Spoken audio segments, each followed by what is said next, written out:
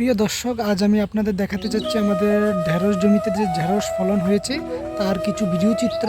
এই ভিডিও চিত্রের মাধ্যমে আমাদের ঢেঁড়স জমিতে যে বাম্পার ফলন হয়েছে তা আপনাদের সামনে তুলে ধরবো আজকের এই ভিডিওতে। প্রত্যেকটা কৃষকেরই স্বপ্ন থাকে জমিতে বাম্পার ফসল ফলানোর। বাম্পার ফসল হলে তার কাজকর্মের যে আনন্দ তা সত্যি উপভোগ করা যায়। ঢেঁড়স সবজিটা বছরের সব ঋতুতে হয়ে থাকলেও গ্রীষ্মের সময় এর ফলন বেশি পাওয়া যায়। গ্রীষ্মের সময় সাধারণত এই সবজিটা বেশিরভাগ আবাদ করে থাকে কৃষকরা। সাধারণত এই সবজিটা এক জাতীয় হুলযুক্ত সবজি। সাধারণত এই সবজিটা পাড়তে গেলে অনেকটা গায়ে চুলকানি হয়।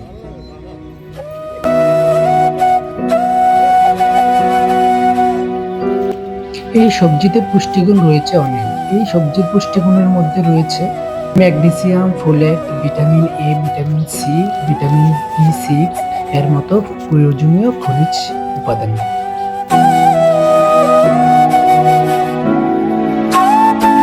সাধারণত দক্ষিণ এশিয়ার মধ্যে এই সবজিটা বেশি আবাদ করা হয়। দক্ষিণ এশিয়ার মধ্যে এই ঢেঁড়স সবজিটা বেশিরভাগই চাষাবাদ করে কৃষকেরা।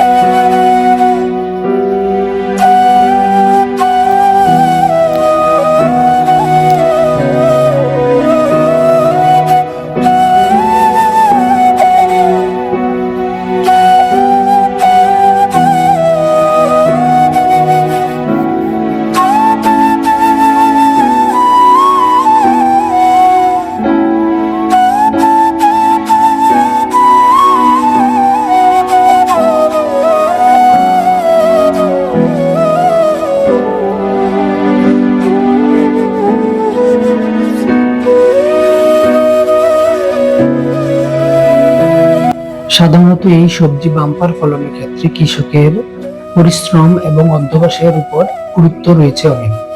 তার পরিশ্রমের ফলে এই জমিতে কৃষকেরা এই ঢেঁড়স এর বাম্পার ফলন পেয়ে থাকে। দেখতেই পাচ্ছেন ঢেঁড়স গাছে ঢেঁড়সগুলো কিভাবে ফলেছে। দেখতেই পাচ্ছেন প্রতিটা ঢেঁড়স গাছে গিট গিট ভাবে ঢেঁড়স হয়েছে। আজ ছিল আমার ঢেঁড়স জমির এই ভিডিওটা। পরবর্তী ভিডিও পাওয়ার জন্য আমার চ্যানেলটাকে সাবস্ক্রাইব করে রাখবেন, আমার পাশেই থাকবেন।